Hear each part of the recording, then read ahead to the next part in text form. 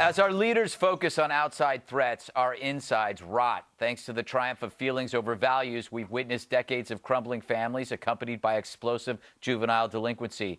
Free love begets free pain. Hence, the bus video, while shocking, is but a symptom of a culture that forgot consequences, choosing immediate gratification over long-term familial commitment.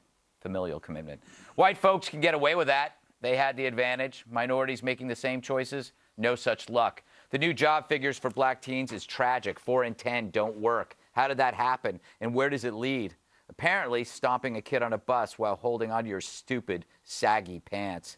Decades ago, work wasn't about status, but about pride. Without work, life had no meaning. The fundamental cause of our dying society is our steady elimination of the financial and spiritual necessity for work of any kind. You can blame corrosive government programs, I do, but it's also our corrosive belief that some work is just not that cool. We mock the bottom rung because it's beneath us. So teens shun work, sell drugs, and appropriate a lifestyle glamorized as superior to the McDonald's counter. Many are black, like our president. You'd think he'd say, that could have been me? He says little, period, preferring to praise outed athletes and wronged professors. But there are people out there who could use his help more in buses and classrooms in grim neighborhoods. Who knows, maybe admonishing them in a clear and angry voice might be every bit as relaxing as golf, and it just might work. You know, the Gulfport police charged the 3 juveniles with aggravated assault, 1 with unarmed robbery. I thought it looked like attempted murder. Hate crime is not being pursued. There was 3 black teens against a white kid. They're saying it's more about a retribution over the kid reporting them for drugs. What do you think, Mr. Webb? First, I don't like hate crime legislation. If you're getting beaten with fists and kicked, you're getting beaten and kicked. But that said, it's the hypocrisy in this for me, Greg.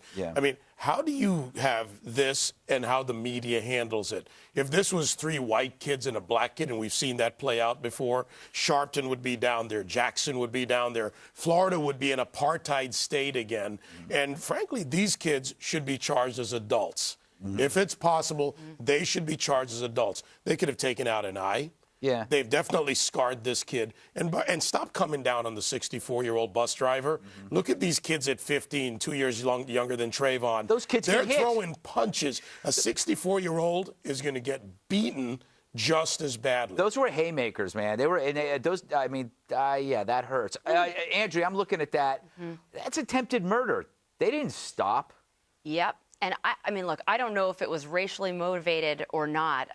You know, 3 black kids on 1 white kid, it certainly appears that way. I agree with David. I don't want to stand up and say, okay, black on white now, I want the White House to weigh in on this, because they shouldn't be weighing on this to begin with. But where are the civil rights leaders on both sides of the aisle when a child gets beaten? Where are the people that advocate against bullying, Greg? Where's the Hollywood community that just hates bullying against gays or any kind of teen? Forget color. Everyone is always put into these little boxes. Black, white, gay, straight. Just a child's getting beat. Will someone say something? But because it's 3 black kids on a white, they don't say a word. What do you think, Bob? Well, I can only speak for this liberal, and that is that I find it appalling that my side has decided to remain silent on this, whether it's Jesse Jackson or Al Sharpton, even the President of the United States. But it seems to me that this is an opportunity for us to say that things are, that you can't excuse this action because these are 3 black kids and there's 1 white kid. It seems to me now's the time to step up and say, this is unacceptable, no matter what color they are. These guys deserve to be tried as adults. And frankly, were up to me, they'd go away for a lifetime and let them think about their haymakers when they're busting rocks. Dana, you know, they say crime is going down, yet the perception is that it's getting worse. Is that because we're just seeing more of it because people are filming it, we have surveillance? But it just seems like there is a coarsening of culture that is happening no matter what, especially teens towards adults.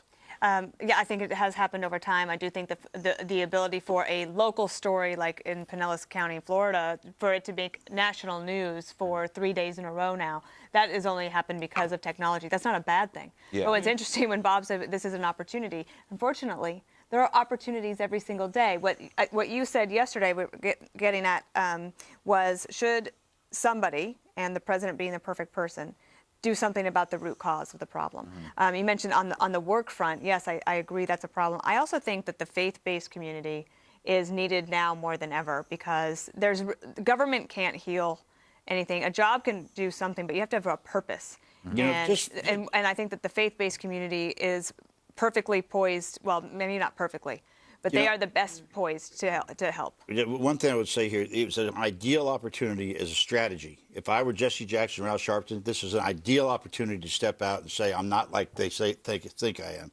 But they won't do that. Yeah. And meanwhile, we're obsessed with childhood obesity, but it's not your roly-poly kids that are beating the crap out of you. No. I was a roly-poly kid, and I beat the crap out of a lot of people. And because you did the right, and because the kid did the right thing of letting the authorities, the adults know that he didn't want to buy drugs from these kids. Yeah. They're not kids; they're punks. All right. Tough language from Dana Perino. Coming up.